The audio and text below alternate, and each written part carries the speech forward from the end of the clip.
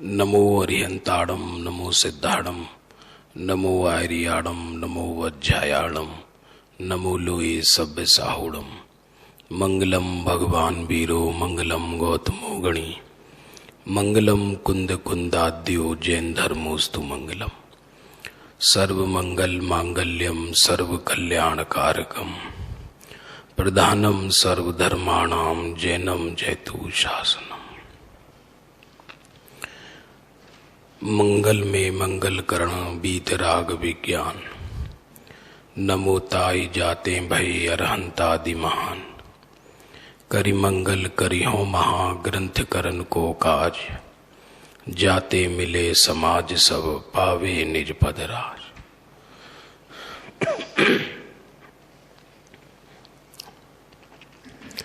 रहस्यपूर्ण चिट्ठी और इसमें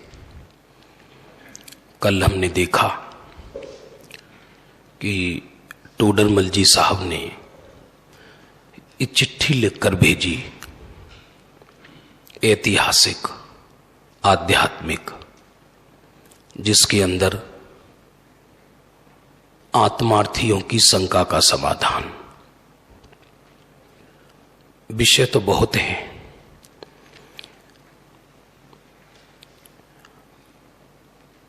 अब इसमें एक अलग अलग पॉइंट है। अभी जो हम ले रहे हैं पूरा नहीं ले रहे, पूरी चिट्ठी तो करीब 60 पीरियड में पूरी होती है, वो भी फास्ट गति से लो तो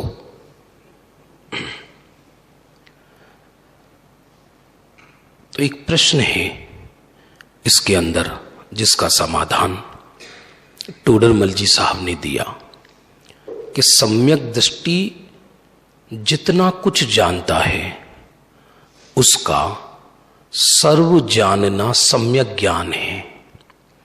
सम्यक दृष्टि गलत भी जाने तो उसका ज्ञान सम्यक ज्ञान है, और मिथ्या दृष्टि सत्य भी जाने तो उसका जानना मिथ्या ज्ञान है। प्रश्न समझ में आया नहीं आया? ऐसा कैसे भाई, ये तो पक्षपात है, ऐसा कैसे संभव है? यदि सम्यक दृष्टि रस्सी को सर्प कहे तो भी उसका जानना सम्यक ज्ञान है, और मिथ्या दृष्टि रस्सी को रस्सी कहे तो भी उसका जानना मिथ्या ज्ञान है। ये थर्ड पैरा में इसका निर्णय, एक एक इस चिट्ठी के एक एक अंश में एक एक आगम गर्भित है, जिसपे ज्ञानियों ने बहुत लंबी चर्चाएं करी हैं। ऐसा कैसे संभव है, वो इसके अंदर समाधान किया। देखो इसी में से पढ़ते हैं, सम्यक दृष्टि जे काई जाने ते सर्व जानवू सम्यक ज्ञान रूप छे। कुछ भी जाने उसका सर्व जानना सम्यक ज्ञान है। ऐसा कैसे? क्योंकि उसकी ऐसा भी हो सकता है कि कोई सम्यक दृष्टि अंगूठा टेक हो और 7 तत्व के नाम भी ना आते हों, उपदेश देना भी नहीं आता हो।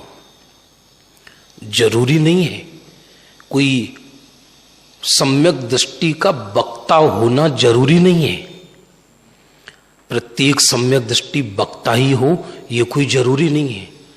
वक्तृत्व तो लोक की चतुराई है और यह अनुभूति का नाश करने वाली है। सत्य पूछा जाए तो ये गणधर की गद्दी है, ये बहुत खतरनाक है। इसमें कोई दम नहीं है जरा भी। लेकिन एक अक्षर नहीं जानता हो, और ज्ञानी जो कुछ कहे उसका जानना सर्व सम्यक ज्ञान है। और मिथ्या दृष्टि सत्य घटना को सत्य भी कहे तो उसका जानना मिथ्या ज्ञान है। ऐसा क्यों? इसका ऑपरेशन टोडरमल जी ने किया इस बात का। इस साइकोलॉजिकल भी है। जैसे जैन दर्शन में अध्यात्म में जानना प्रयोजन नहीं है, सुख प्रयोजन है। क्या बोला? पहले समझिए बात को। क्या कहा भैया? जैन दर्शन में जानना प्रयोजन नहीं है, सुख प्रयोजन है हमारा। प्रथम तो ये समझो, किसने क्या जाना, कीमत इसकी नहीं है। जानकर सुख सिद्ध हुआ या नहीं हुआ, कीमत इसकी है। तो मिथ्या दृष्टि घटनाओं को सत्य जानता है, मेरू को मेरू पर्वत कहता है, रस्सी को रस्सी कहता है, शरीर को शरीर कहता है, लेकिन उसके अभिप्राय में परद्रव्य में सुख बुद्धि पड़ी रहती है। मेरे भैया समझ में आ रहा है, नहीं आ रहा है? जैसे एक बालक है और वो बालक से पूछा जाए किसी स्त्री के विषय में, ये कौन है? छोटा बालक है 2-4 वर्ष का, और वो कह दे ये मेरी बीवी है, मेरी पत्नी है, तो उसको कितना कर्म बंध होगा बताइए आप? क्योंकि वो इनोसेंट है, उसके अभिप्राय में खोट नहीं है, तो वो असत्य बोलते हुए भी कर्म बंधन का भागीदार नहीं है। और एक दुष्चरित्र जिसके अभिप्राय में कुशील है, उससे ये पूछा जाए कि ये कौन है, वो कहे कि ये मेरी बहन है, तो भी उसके अभिप्राय में कुशील होने के कारण सत्य बोलते हुए भी उसे सत्य का सुख मिलने वाला नहीं है। कुछ समझ में आया, नहीं आया? बस यही ऑपरेशन टोडरमल जी ने यहां किया कि ज्ञानी का सर्व जानना सम्यक ज्ञान है और मिथ्या दृष्टि का सर्व जानना मिथ्या ज्ञान है। बहुत अच्छा आगे इसमें निरूपण किया है, बहुत सुंदर, समझने जैसा है। एक डॉक्टर से पूछा गया कि तुम देह के विषय में कुछ जानते हो? तो डॉक्टर कहता है हां जानते हैं। क्या जानते हो? कि इसमें इतनी हड्डियां हैं, इसमें किडनी है, 2 आंतें हैं हमारी, इतना इसमें पानी है, इतना इसमें रक्त है, इतनी हड्डियां हैं, इतनी नसें हैं, पूरा बताया। अब एक ज्ञानी से पूछा गया कि तुम शरीर के विषय में कुछ जानते हो? बोले हां जानते हैं। क्या जानते हो? कि इसमें परमाणु मात्र भी मेरा नहीं है। जानकारी किसकी अधिक थी? जानकारी, नॉलेज किसकी अधिक थी? उस डॉक्टर की, उस मिथ्या दृष्टि की। इसलिए जैन दर्शन में कीमत अधिक जानकारी की नहीं, कीमत प्रयोजन की है कि प्रयोजन सत्य उसमें से निकला या नहीं निकला। और प्रयोजन है सुख, प्रयोजन जानना नहीं, प्रयोजन है सुख। तो टोडरमल जी ने इस अंश का ऑपरेशन किया है इस चिट्ठी के अंदर। क्या? कि सम्यक दृष्टि जो जानता है उसका सर्व जानना सम्यक ज्ञान है, और मिथ्या दृष्टि जो कहीं जाने वो सब जानना मिथ्या ज्ञान छे। भैया समझ में आ रहा है? कितना क्लियर है एकदम। देखिए, ये सम्यक दृष्टि जो कदाचित घटपटादि पदार्थों ने अयथार्थपण जाने, तो ते आवरण जनित औदैहिक अज्ञान भाव छे। क्या कह रहे हैं? कदाचित सम्यक दृष्टि घटपट आदि पदार्थों को, बाहर के पदार्थों को गलत भी जान ले तो इसको औदैहिक अज्ञान कहा है। आप कितना समझ रहे हैं?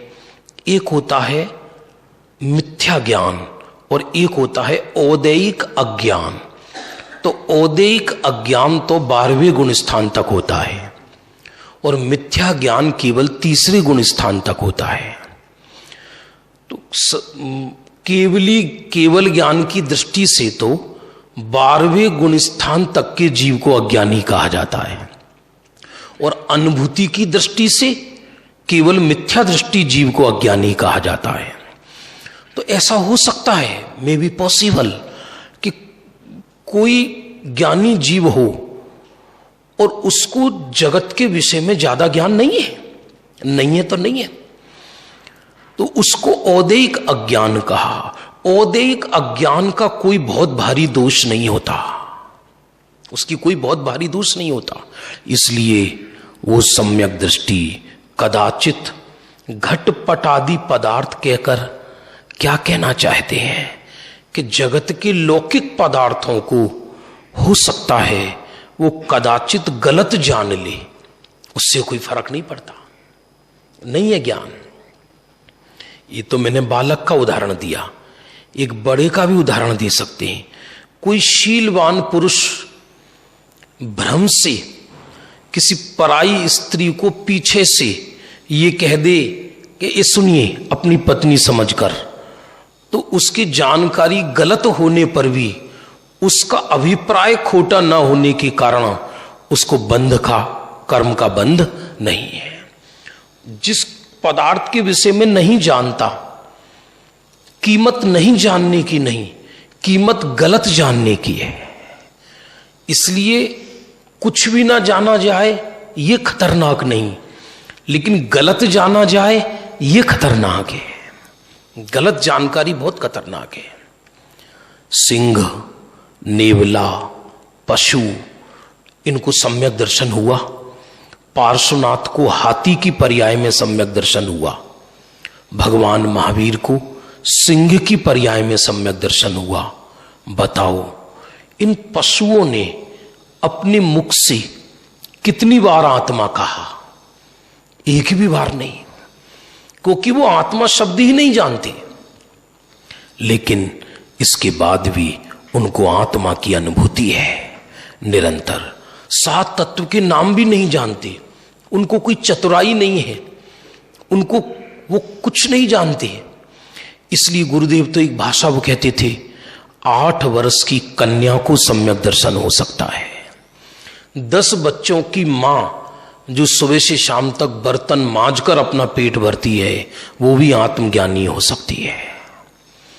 ऐसा तक लिखा रतनकर्ण श्रावकाचार्य में, तो एक चंडाल भी आत्मदृष्टि करके सम्यक ज्ञानी हो सकता है, और वो चंडाल भी देवों के द्वारा पूजनीय हो जाता है।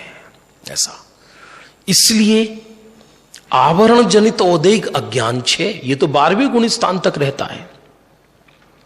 अने क्षयोपम रूप प्रगट ज्ञान 6, किसके? ज्ञानी के।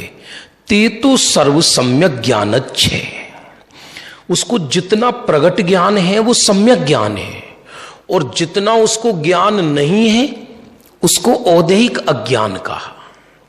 मेरे भैया समझ में आ रहा है, नहीं आ रहा है? इसलिए उसको यदि लौकिक जानकारी उससे पूछा जाए मेरू पर्वत कितना ऊंचा है, और उसका ज्यादा अध्ययन नहीं है कर्णानी योग का, और वो कहे 1000 योजन ऊंचा है, तुम के मिथ्या दृष्टि 6, 1,00,000 योजन है और 1000 योजन बोलते हैं। बोले नहीं, क्योंकि घट पटादि पदार्थों को कदाचित गलत भी जाने तो भी वो सम्यक ज्ञानी है। क्यों? क्योंकि वो प्रयोजन गलत नहीं साधता। प्रयोजन आगे बताएंगे, देखना। केम के जाणवामय पदार्थों ने विपरीत रूपे साधतु नथी। फिर से पढ़ेंगे। केम के जाणवामा पदार्थों ने विपरीत रूपे साधतु नथी। कौन? ज्ञानी। अज्ञानी बहुत जानता हुआ भी विपरीत रूप साधता है पदार्थों को। ये पदार्थों को विपरीत रूप साधना क्या कहलाता है? कि अज्ञानी के चित्त में 3 तरह की विपरीतताएं होती हैं, जिसको ग्रंथों में, इसी ग्रंथ में आगे आया है। कारण विपर्य, स्वरूप विपर्य, भेदा भेद विपर्य। क्या कहा? कारण विपर्य, स्वरूप विपर्य, भेदा भेद विपर्य।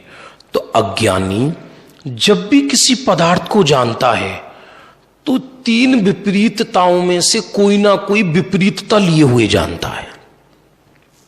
जैसे उसने घड़ा देखा और घड़े को घड़ा जान रहा है, लेकिन साथ में ये जान रहा है ये घड़ा है और ये कुम्हार ने बनाया है।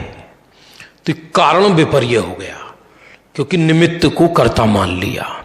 सच पूछा जाए, घड़े का कर्ता मिट्टी है या घड़े का कर्ता कुम्हार है? मिट्टी स्वयं घड़े रूप परिणमित हुई। बड़ा अद्भुत शासन है ये, अद्भुत शासन। यदि कुम्हार घड़ा बना सकता हो तो पत्थर में से भी बना दे, फिर मिट्टी में से ही क्यों बनाता है? स्वरूप विपर्य, वो अनंत परमाणुओं को एक पदार्थ मान रहा है। और भेदा भेद विपर्य माने उसे सुख का कारण मानना है। इससे ठंडा पानी मिलता है और इससे आत्मा सुखी होती है। तो पदार्थ को अज्ञानी सत्य जानकर भी, उसकी लौकिक जानकारी सत्य होने पर भी उसमें से प्रयोजन गलत साधता है। और ज्ञानी जानकारी कदाचित असत्य होने पर भी उसमें से प्रयोजन सही साधता है। इसलिए ज्ञानी का सर्व जानना सम्यक ज्ञान है। अब ज्ञानी ने घड़े को कदाचित कुछ और कह दिया, घड़ा नहीं कहा, झारी कह दिया या गिलास कह दिया या कुछ और कह दिया, सुराई कह दी घड़े को। जानकारी गलत है, लेकिन वो ये जानता है कि ये मिट्टी अनंत परमाणुओं से बनी एक वस्तु है, मुझसे भिन्न है और मेरे सुख दुख का कारण नहीं है। तो जानकारी कदाचित असत्य होने पर भी ज्ञानी ने प्रयोजन सही साधा और अज्ञानी की जानकारी सत्य होने पर भी उसने प्रयोजन गलत साधा। इसलिए ज्ञानी का सर्व जानना सम्यक ज्ञान है और मिथ्या दृष्टि का सर्व जानना मिथ्या ज्ञान है। ख्याल आ रहा है? नहीं आ रहा है? एक एक चीज का बहुत भारी ऑपरेशन किया टोडरमल जी ने। देखो, केम के जाणवा में पदार्थों ने विपरीत रूपे साधतु नथी। कौन? ज्ञानी।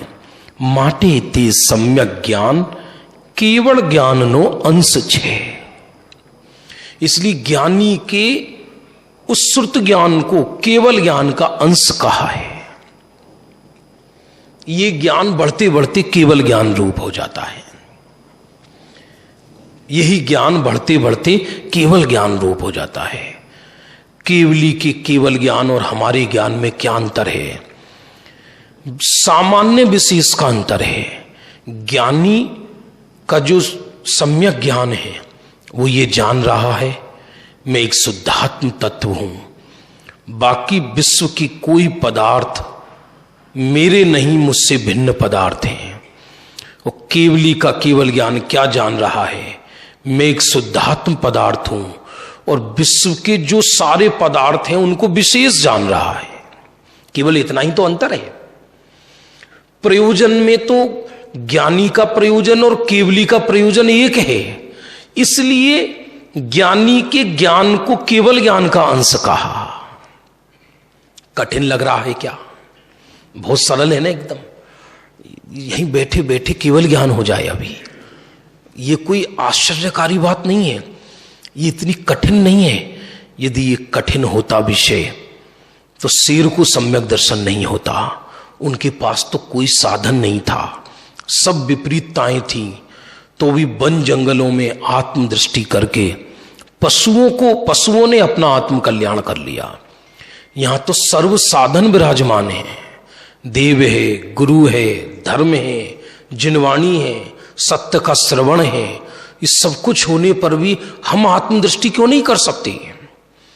कर सकते हैं ना, क्योंकि आत्मदृष्टि करने के लिए दो चीज चाहिए, आत्मा और दृष्टि। आत्मा हम स्वयं हैं और दृष्टि भी हमारे पास ही है। मैं जो फीलिंग कर रहा हूं, जो मेरा उपयोग बाहर लगा है, वही तो दृष्टि है। उसी दृष्टि को तो अंदर लगाना है और क्या करना है। दृष्टि भी यही है, दृश्य भी यही है।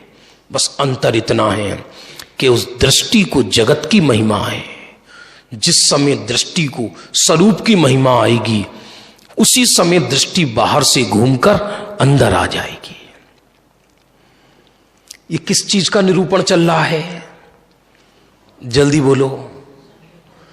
ये ज्ञानी का सर्व जानना सम्यक ज्ञान छे और अज्ञानी का सर्व जानना मिथ्या ज्ञान छे। भले ही ज्ञानी की जानकारी असत्य हो, लौकिक, और ज्ञानी की अज्ञानी की बहुत अधिक हो, तो भी अज्ञानी का सर्व जानना मिथ्या ज्ञान है। क्योंकि सुख का प्रयोजन सिद्ध नहीं होता, भेद ज्ञान का प्रयोजन सिद्ध नहीं होता उससे।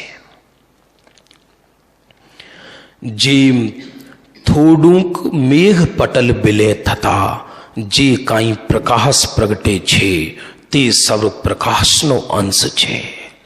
जैसे मेघ पटल हटा तो सूर्य में से किरण निकली, तो वो सर्व प्रकाश का अंश है।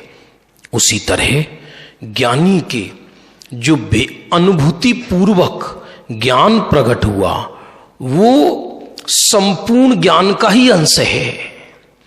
वही ज्ञान धीरे धीरे बढ़कर क्या होगा? केवल ज्ञान होगा। अभी तो इन बातों पर ही विश्वास नहीं हो हमें कि मैं आत्मा हूं, तो फिर ये विषय लेने का कोई प्रयोजन ही नहीं रहे। पहले तो यही पता रहना चाहिए, मैं संजय कुमार नहीं हूं, मैं वक्ता नहीं हूं, मैं श्रोता नहीं हूं, मैं ज्ञान और आनंद से बना एक पारमार्थिक पदार्थ हूं। जैसे जगत के अन्य पदार्थ होते हैं, इसकी फीलिंग होनी चाहिए, इसकी साधना होनी चाहिए। ग्रंथों में आता है ना कि तीर्थ पे आकर आराधना करो, तो व्हाट इज आराधना? क्या करें आराधना? आराधना क्या करें? पूजन कर ली, पाठ कर ली, भक्ति कर ली, ये तो समझ लो कमजोरी की आराधना है। ये तो मन बहलाने वाली बात है। सत्य बात तो यह है, असली आराधना क्या है कि जहां ये निरंतर फीलिंग चलती रहे कि मैं ज्ञान स्वरूप हूं, ज्ञान स्वरूप हूं, उसकी भाव भासना, ऊपरी ज्ञान में नहीं, उसकी फीलिंग। जैसे ये कहा जाए शक्कर, ये शब्द बोला जाए, तो शक्कर शब्द सुनते ही शक्कर की भाव भासना होती है या नहीं? बताओ। तुरंत अपने को मालूम पड़ता है। जैसे गुजराती में पूरण पूरी बहुत प्रसिद्ध है, और किसी को बोला जाए पूरण पूरी और आम बोला जाए तो उसको तुरंत उसकी रोम रोम खिल जाएगा, क्योंकि उसकी भाव भासना है। ऐसे आत्मा शब्द बोला जाए तो लौकिक व्यंजन का नाम सुनते ही अंदर से ज्ञान खिलता है। वैसे ही आत्मा शब्द सुनते ही वैसी भाव भासना होती है, नहीं होती है? यदि नहीं होती तो इसका मतलब हमें आत्मा का डिसीजन नहीं है। मैं आत्मा हूं, ये डिसीजन नहीं है इस जीव को। बहुत इसलिए केवल आराधना का अंतर है। 16 कारण भावना में आता है ना, अवीक्षण ज्ञानोपयोग। जिसका अवीक्षण ज्ञानोपयोग हो वो जीव तीर्थंकर बनता है। और अवीक्षण ज्ञानोपयोग का अर्थ ये पुस्तक पढ़ना नहीं, अहिर्निश 24 घंटे स्वप्न में भी जिसको ये विस्मृति ना हो कि मैं आत्मा हूं। रात्रि में आप सो रहे हैं और सोते समय कोई आपको नॉकएट करे और आपका नाम लेकर पूरा पुकारे संजय कुमार, तो तत्काल भागता है। क्यों? क्योंकि मोहियों ने इस देह का नाम संजय कुमार रखा और इसमें इतनी तन्मयता है कि इसका नाम सुनते ही उठ खड़ा हो। तो जितनी तन्मयता इस देह में है और वो जो रियल में चैतन्य पदार्थ हूं, आत्म तत्व, उसके प्रति मैं इतना सजग हूं क्या?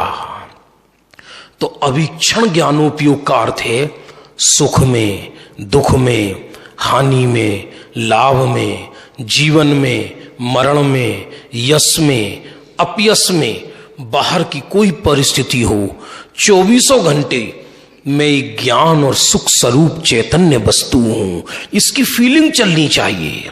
इसका नाम है आत्मा की आराधना। इसकी नाम आत्मा की आराधना। यही आराधना सीखने हम पूजन करते हैं, क्योंकि देव को देखकर, उनके बीतरागी चेहरे को देखकर अंतर्मुख होना सीखते हैं। यही हम गुरु के चरणों में गुरु की अंतर्मुखता देखकर स्वयं अंतर्मुख होना सीखते हैं। यही जिनवाणी से पढ़कर हम स्वयं अंतर्मुख होना सीखते हैं। कला एक ही है। किस चीज का ऑपरेशन चल रहा है? किस चीज का? कि ज्ञानी का सर्व जानना सम्यक ज्ञान है और अज्ञानी का सर्व जानना मिथ्या ज्ञान है। देखो,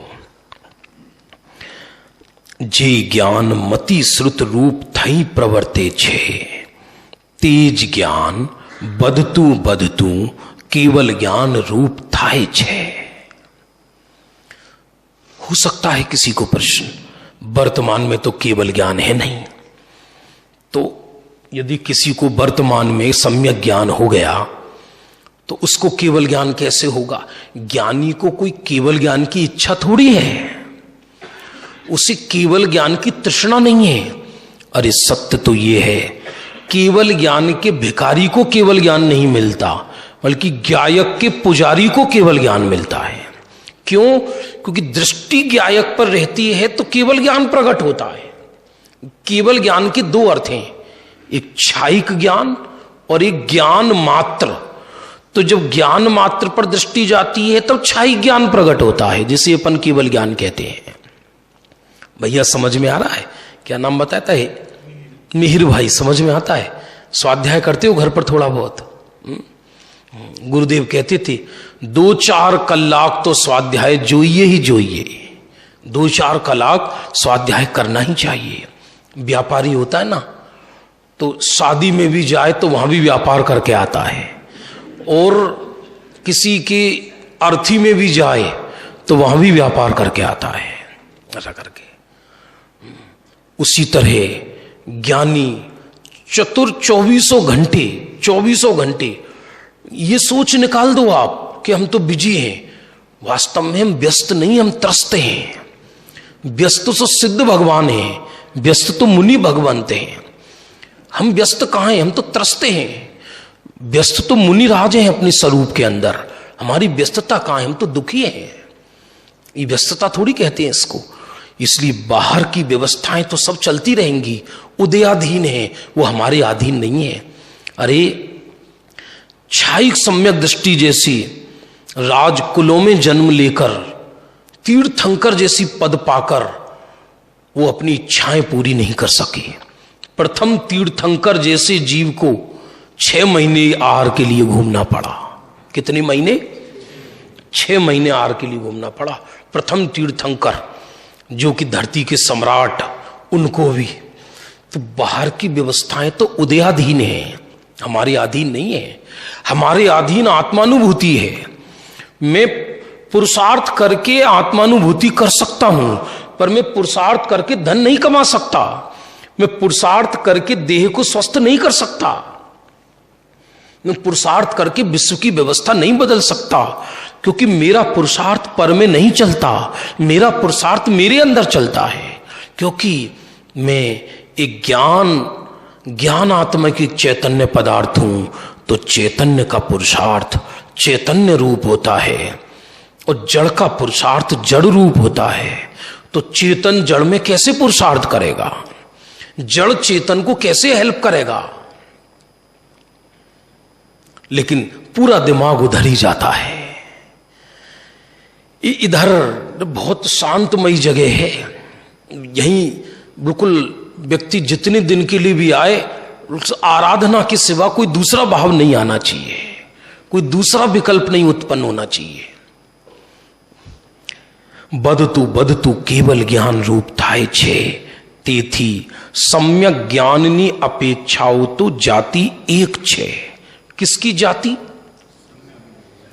चौथे गुण स्थानवर्ती का ज्ञान और केवल ज्ञानी का ज्ञान की जाति एक है।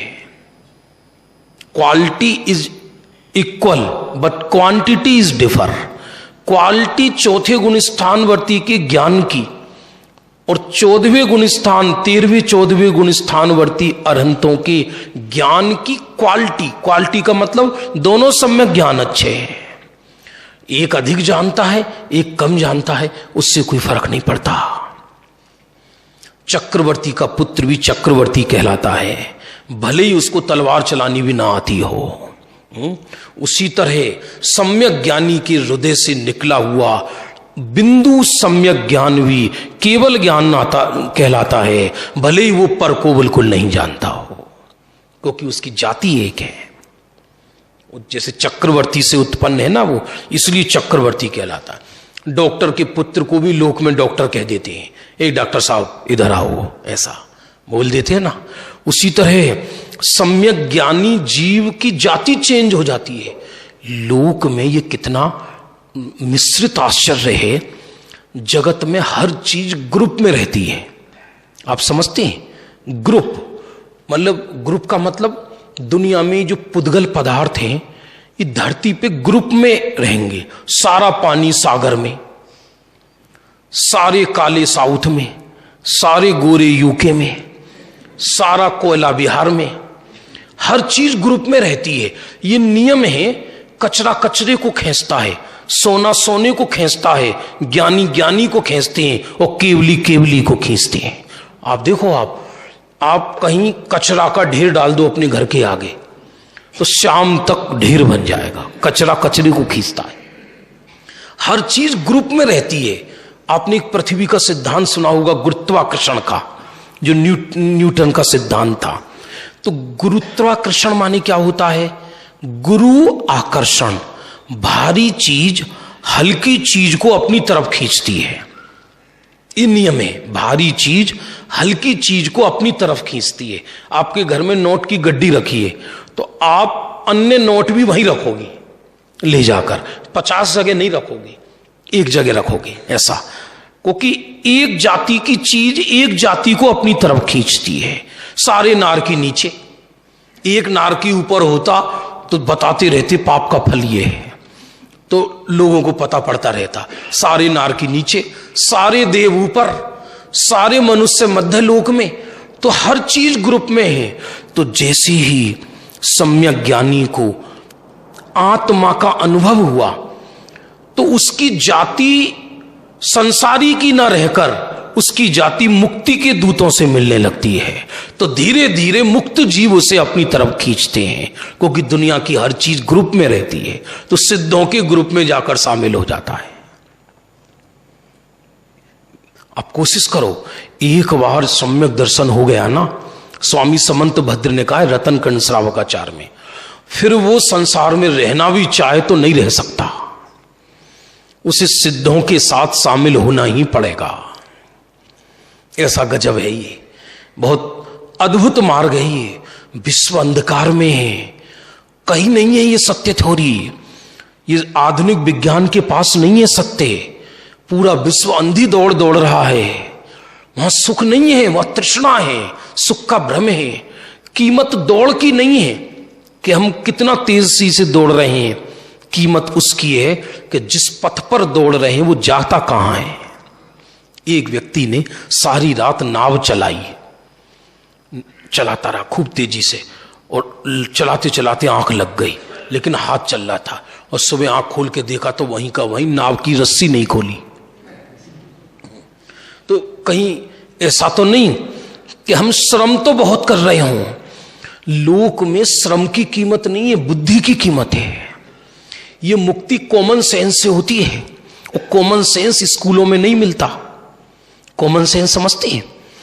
हमारे बाबूजी बोलते थे, युगल जी बाबूजी, जिन्होंने मेरे को गुरुदेव का परिचय कराया, जिन्होंने अपन केवल रवि किरणों की पूजन जिनको करते हैं, तो ऐसा बोलते थे मेरे को, संजय जिसको मूंगफली छीलकर खानी आती है वो केवल ज्ञान कर सकता है, क्योंकि उसको पता है कि छिलका अलग है और दाना अलग है।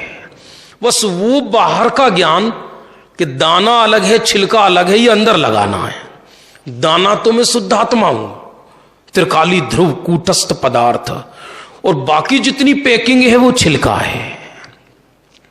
ऐसा ज्ञान होना ये सम्यक ज्ञान है, और ये बढ़ता बढ़ता क्या हो जाता है, केवल ज्ञान हो जाता है।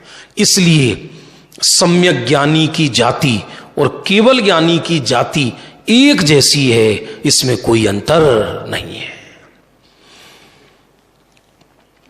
जे ज्ञान मति श्रुत रूप थई प्रवर्ते छे, तेज ज्ञान बदतु बदतु केवल ज्ञान रूप थाय छे, तेथी सम्यक ज्ञाननी अपेक्षाओ तो जाति एक छे। अब आगे इसमें एक विषय और बहुत सुंदर आ रहा है। प्रत्येक पहरा में अलग अलग मार्ग खोला है। अब जो आगे एक विषय आ रहा है वो ये आ रहा है कि वो सम्यक ज्ञानी के दो तरह के परिणाम होते हैं, एक सविकल्प और एक निर्विकल्प। क्या कहा? सविकल्प और निर्विकल्प। सविकल्प माने क्या और निर्विकल्प माने क्या? निर्विकल्प कहो, शुद्धोपयोग कहो, ध्यान कहो, तीनों पर्यायवाची है। फरी थी बहुत सूक्ष्म विषय है भाई ये। निर्विकल्प कहो, शुद्धोपयोग कहो, ध्यान कहो, एकज बात है।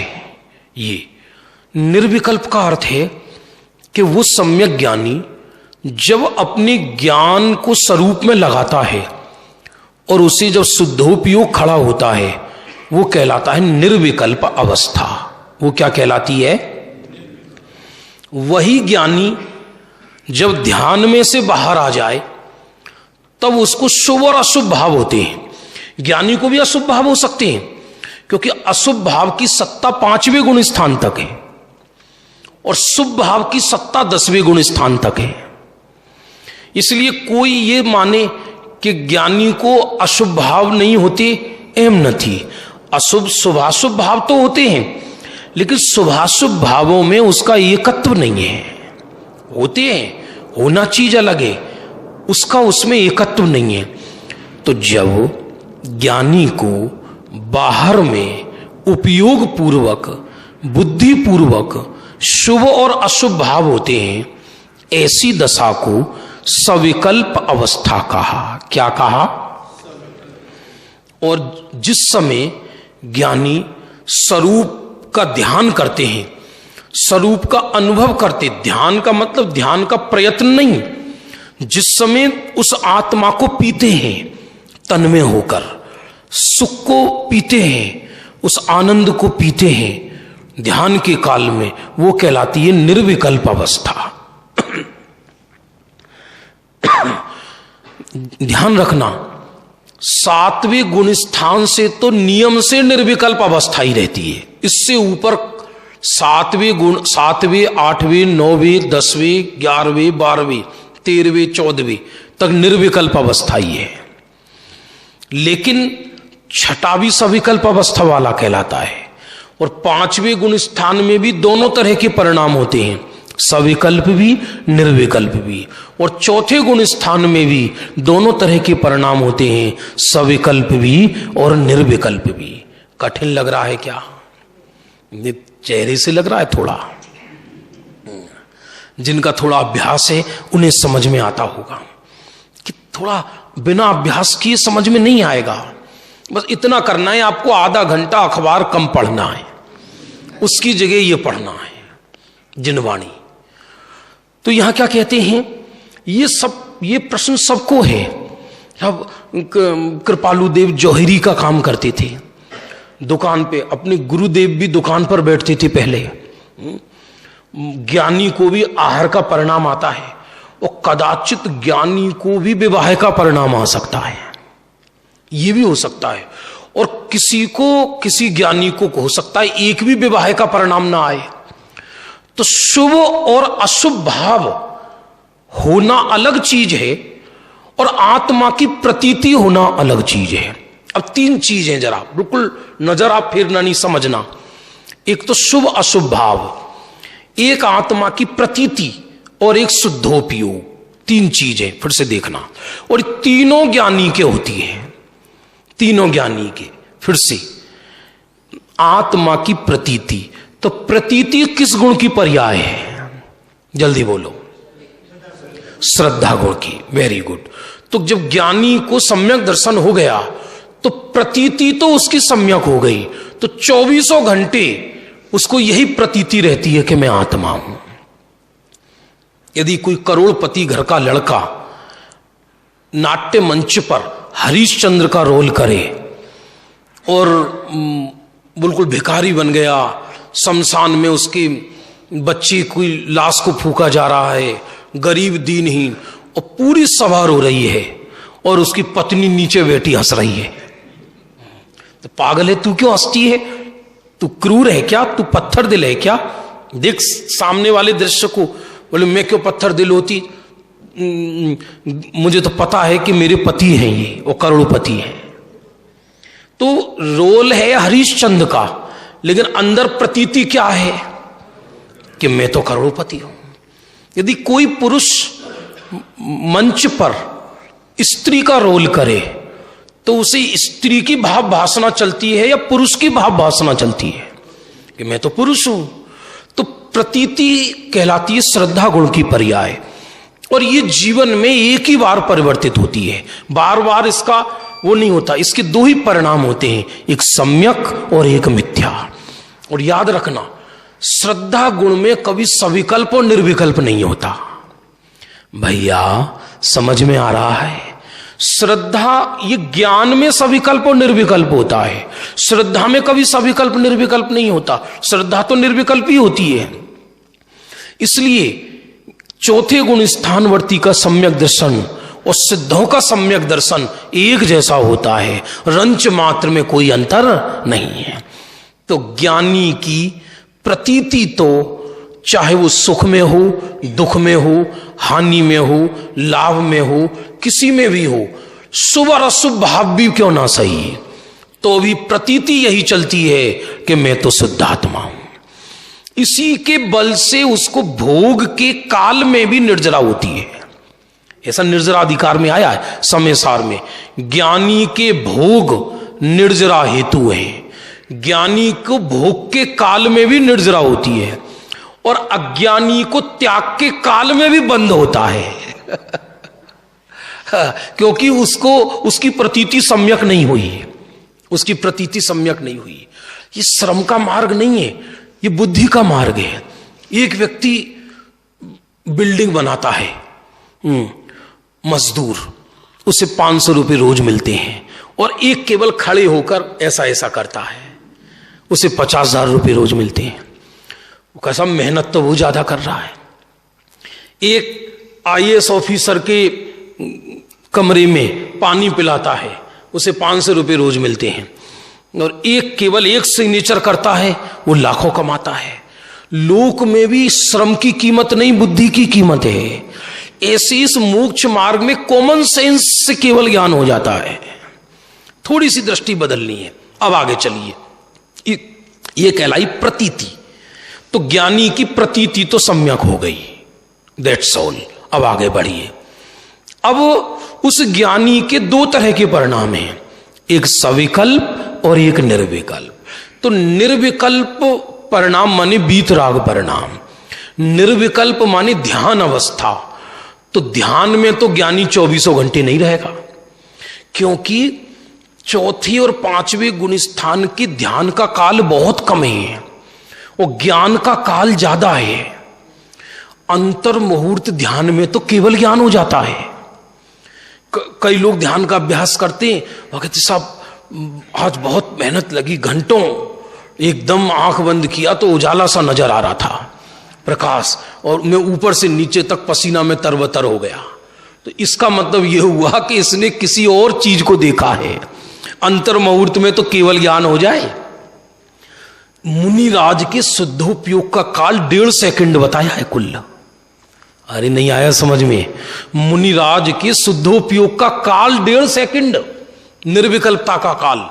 तो ज्ञानी की निर्विकल्पता का काल बिजली के करंट जैसा है, लेकिन उस अल्प काल में उसे अनंत आनंद की भाव भासना हो जाती है। वो जरा से उसमें, उसको कहा निर्विकल्पता। तो ये नियम है कि चौथा गुण स्थानवर्ती को 6 महीने में एक बार मैक्सिमम शुद्धोपयोग होना ही चाहिए। शुद्धोपयोग का हो या निर्विकल्पता का हो, एक ही बात है।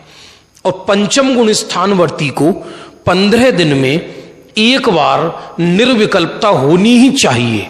यदि निर्विकल्पता नहीं होगी तो उसका गुण स्थान गिर जाएगा। और मुनिराज को प्रत्येक अंतर मुहूर्त में सविकल्प निर्विकल्प, सविकल्प निर्विकल्प, जब तक केवल ज्ञान नहीं हो तब तक चलता रहता है। तो अब प्रश्न हुआ कि निर्विकल्प तो समझ में आ गया, माने जो प्रगट ज्ञान था उस स्वरूप में तन्मय हो गया और स्वरूप के आनंद को भोगने लगा, ये कहलाया निर्विकल्प का काल। अब सविकल्प माने क्या? कि सविकल्प माने शुभ अशुभ भाव और उनकी होने वाली बाहर में क्रियाएं, माने सम्यक प्रतीति के साथ शुभ और अशुभ भाव रह सकता है और रहता है।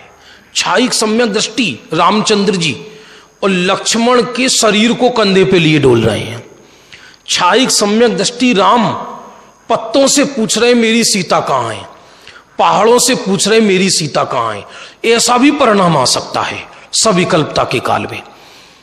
आदिनाथ ग्रस्त अवस्था में थे, 3 ज्ञान साथ में लाई। धरती के पहले तीर्थंकर थे। मरुदेवी और नाभि राय आपस में चर्चा कर रहे थे कि 20 लाख पूर्व निकल गए आदिनाथ की, 84 लाख पूर्व की आयु थी। एक पूर्व में 76,56,000 करोड़ वर्ष होते हैं। एक पूर्व में ऐसी 84 लाख पूर्व की आयु थी। तो उन्होंने कहा अब ये तो तीर्थंकर हैं, अब विवाह की कौन बोले इनसे। ये तो फिर मां आदिनाथ को कहती हैं आज हमें आपसे एक बात करना है राजकुंवर। बोले मां बोलो। बोले नहीं, गंभीर बात है। सब शयन कक्ष में रात्रि में आओगे उस समय ये ऐसे खड़े होकर बात नहीं है, आपने कह दिया बोलो। ठीक है मां। अब रात्रि में ऋषभदेव के कक्ष में मां पिता आए और गंभीरता से बोले बेटा तुम बुरा मत मानना। बोले नहीं मां बोलो ना, क्या दिक्कत है। हमें पता है आप तीर्थंकर हो, आप भव को तारने वाले हैं, आपके चित्त में वैराग्य लबालब भरा है, फिर भी हमारा तो कर्तव्य है ही कि हम आपसे पूछें बेटा हमारी इच्छा ये है कि तुम विवाह करा लोगे क्या।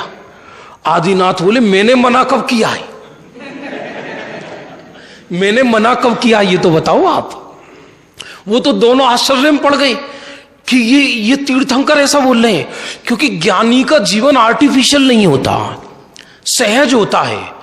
तो सविकल्प परिणाम, ज्ञानी का जो सविकल्प परिणाम होता है वो भी सहज है, क्योंकि उस गुण स्थान में इस जाति का परिणाम आ सकता है। क्योंकि शुभ अशुभ भाव ये चारित्र गुण की पर्याय है, प्रतीति ये श्रद्धा गुण की पर्याय है, और निर्विकल्पता ये ज्ञान गुण की पर्याय है। और ये तीनों चीज साथ चलती है। ख्याल में आ रहा है नहीं आ रहा? तो जितने अंश में बीतरागता होती है ज्ञानी की, उतने अंश में उसको निर्जरा होती है, और जितने अंश में राग है उतने अंश में बंध भी होता है, लेकिन वो बंध अनंत संसार का कारण नहीं होता। कठिन लग रहा है, बिल्कुल सरल है ना। तो यहां टोडरमल जी ने क्या प्रश्न खड़ा किया है?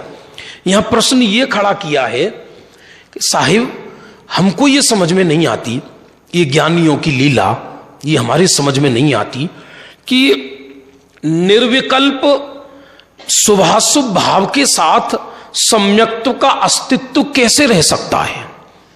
आज सबको यही प्रश्न है, भैया इन मुमुक्षुओं का धर्म बहुत अच्छा, लड्डू खाओ मोक्ष जाओ।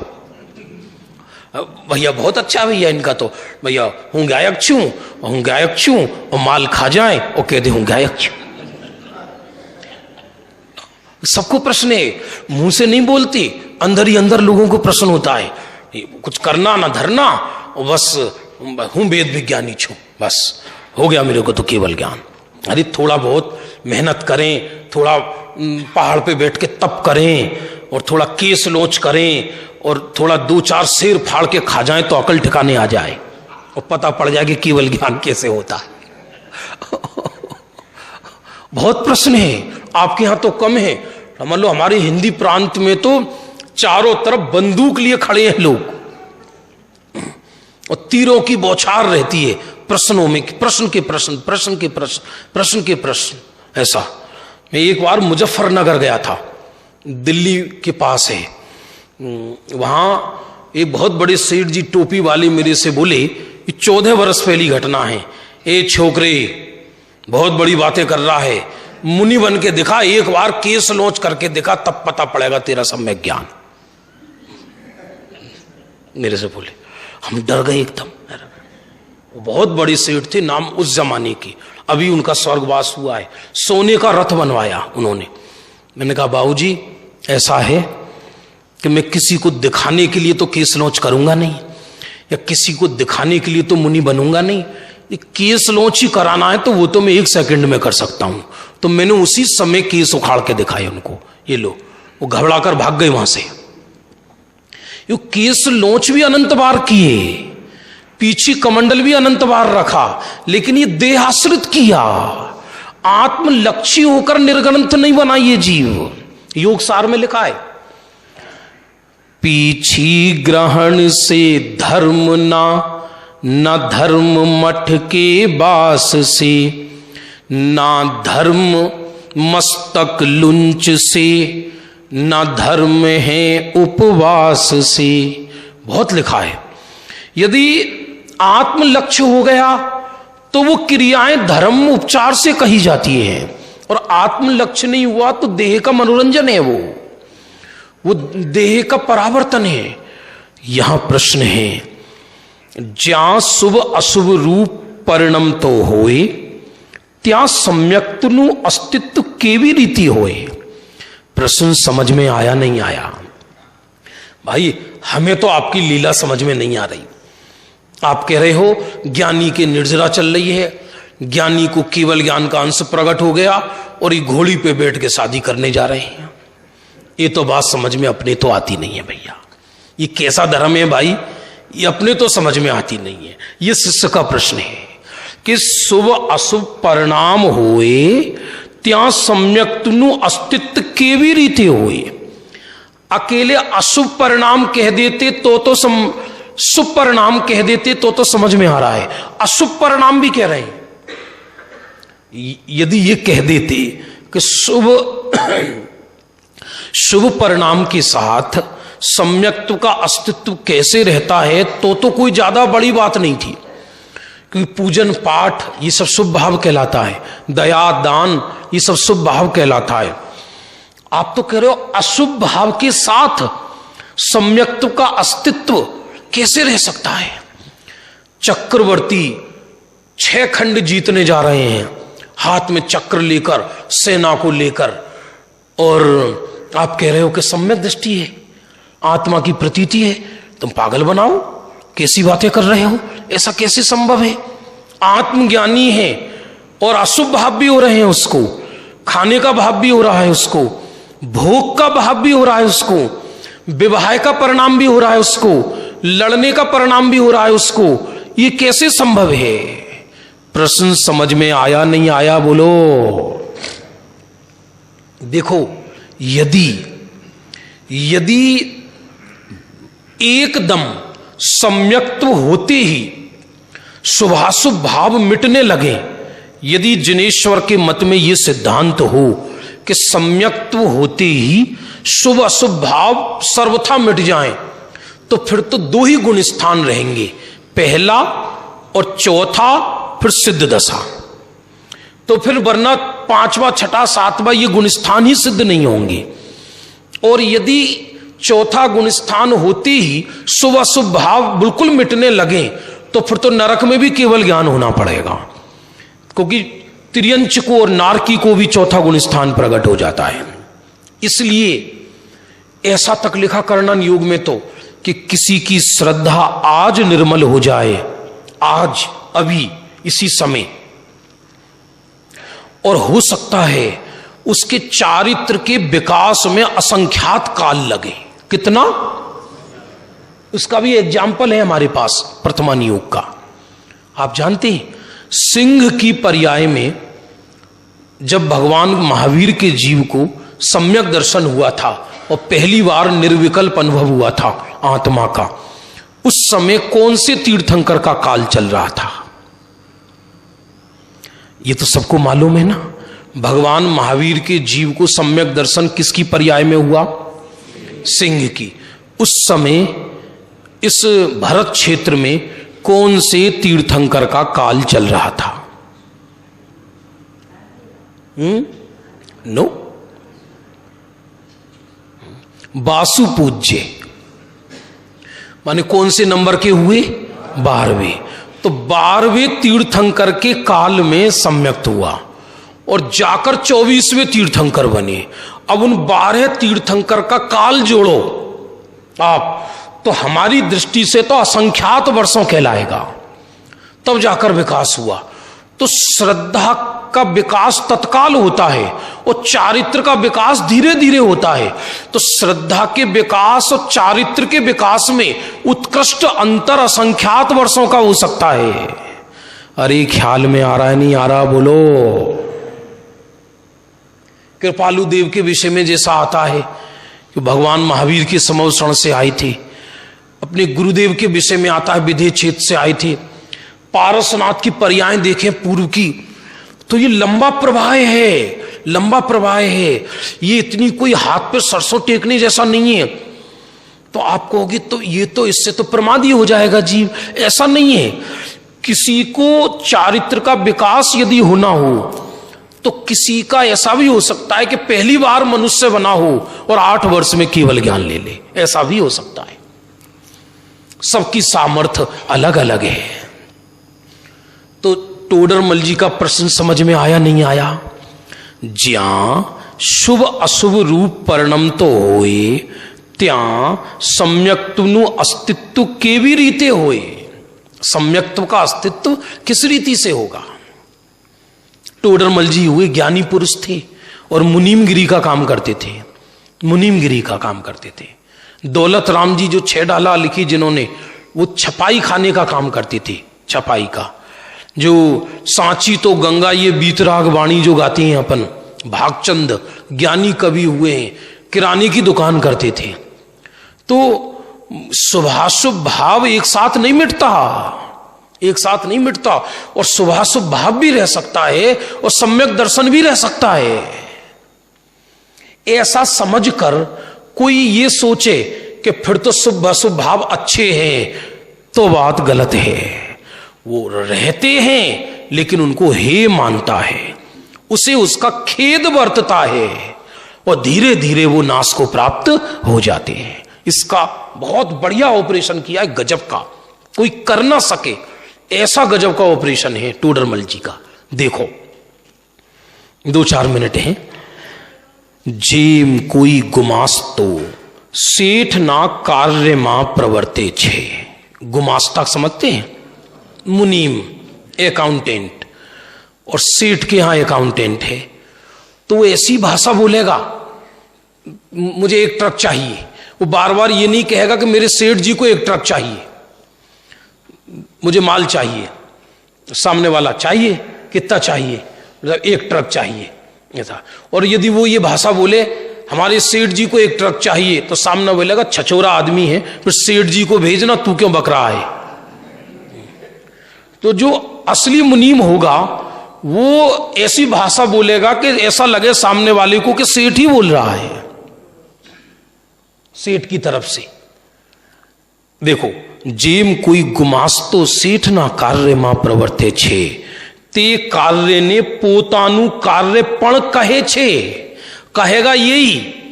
अब इस वर्ष 50 लाख का लॉस हो गया मुझे, जबकि ये तो तनख्वाह पर है, इसका तो 1 पैसा लॉस नहीं हुआ। बोलेगा ऐसा ही, हर्ष विषाद ने पण पामे छे, बाहर में हर्ष और विषाद भी होता है उसको। ए कार्य में प्रवर्तता ते पोतानी अने सेठनी, आपस में जुदाई पण विचार तो नहीं। ऐसे बोलेगा, बहुत माथे पे भी हाथ रखेगा, ऐसा भी करेगा। अंदर अंदर प्रतीति क्या है, अंदर ही अंदर प्रतीति क्या है। एक उदाहरण और दिया है आचार्यों ने, धाय माता का, नर्स का। होता ना, बेबी का जन्म हुआ हो, न्यू बॉर्न बेबी, और मां तो मान लो बेहोश हो गई, तो नर्स ही खिला रही है, नर्स उसको ढंग से रख रही है, नर्स उसको प्रेम कर रही है, तो भी अंदर चित्त में क्या है कि ये मेरी संतान नहीं है। गोदी में खिलाती हुई भी उसको ये प्रतीति है ये मेरी नहीं है, और जिसका असली बच्चा है उसके गोदी में नहीं है, और मान लो नर्स के में, और ये बीमार है, दूर से देख रही है, उसके पास नहीं है, फिर भी इसकी प्रतीति क्या है कि ये मेरी है। ये तो जैन दर्शन का कमाल है एकदम। परंतु तेनु एवं अंतरंग श्रद्धान छे का अमारू काम नथी। ज्ञानी भी भाषा तो यही बोलेगा, मुनीम की तरह, बुखार आ गया आज हमको, सब बुखार आ गया।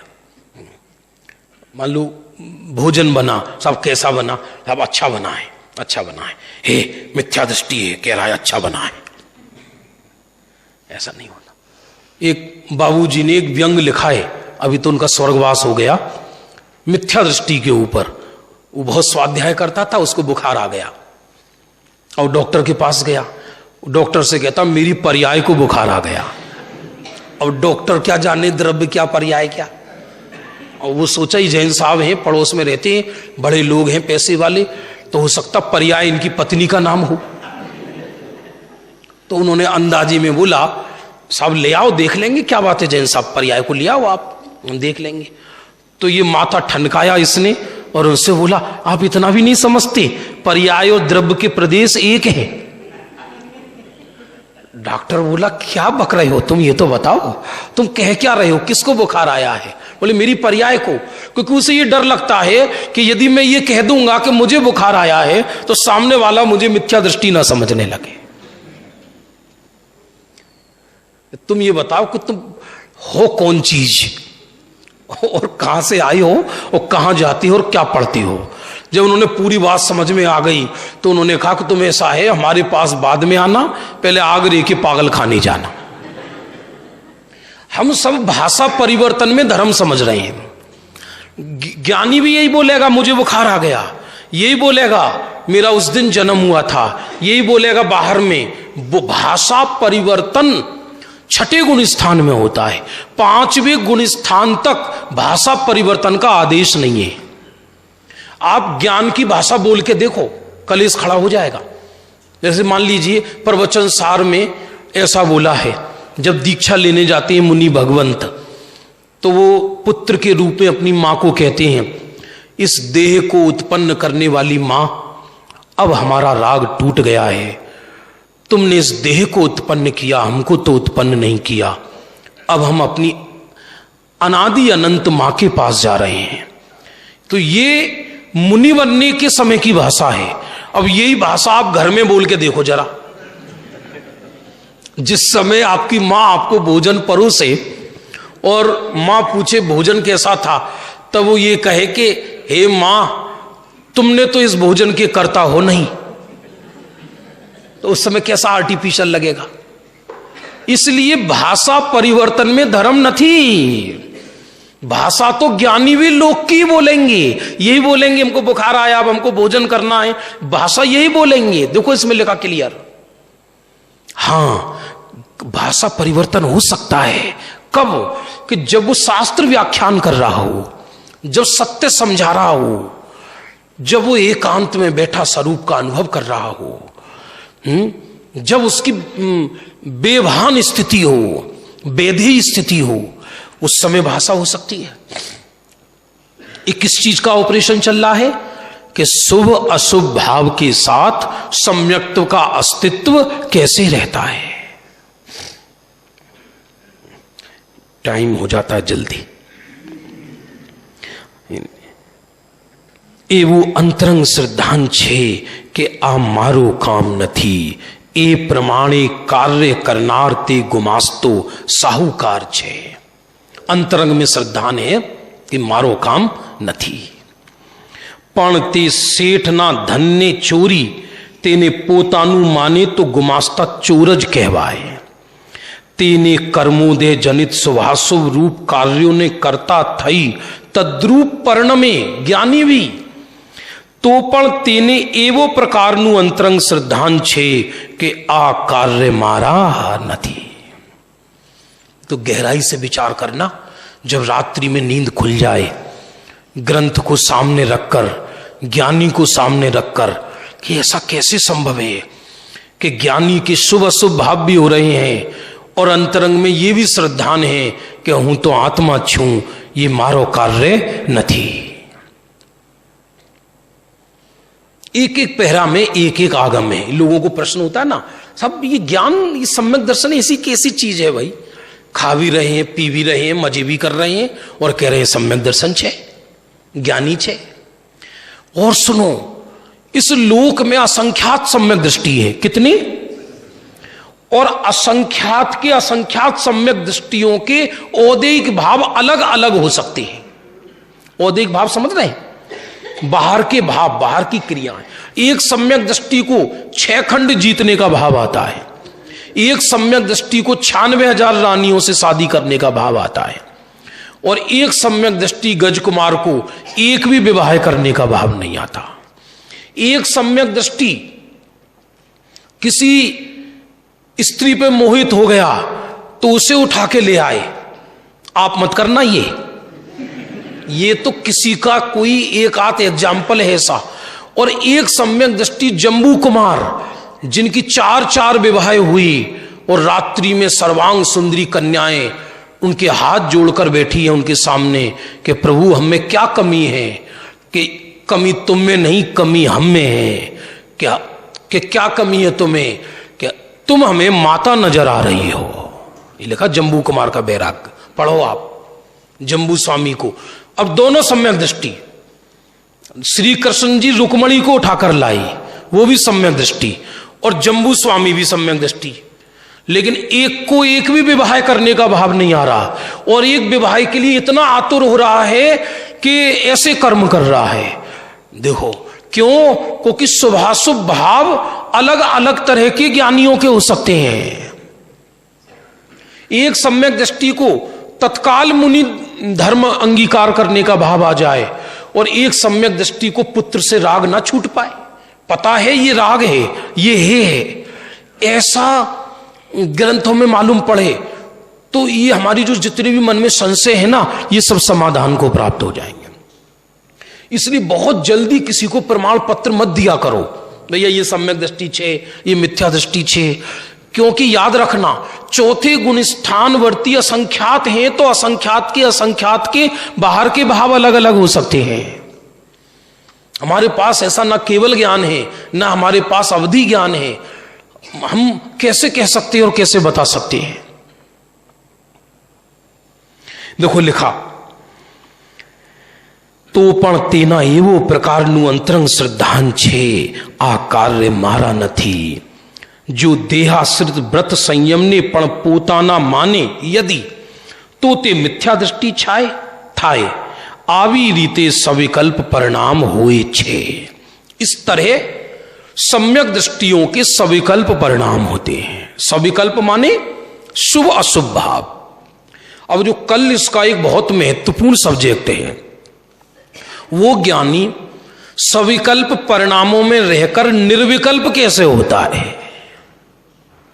जो इस रहस्यपूर्ण चिट्ठी का जबरदस्त उद्घाटन है कि शुभ अशुभ भाव में रहते हुए भी निर्विकल्प आत्मा की अनुभूति किस विधि से करता है, और कभी कभी अंतर मुहूर्त के लिए भी निर्विकल्प रह जाता है, तो उसको केवल ज्ञान कैसे होता है, वो विधि इस अगले पैरा में आएगी, जिसकी चर्चा अपन कल करेंगे।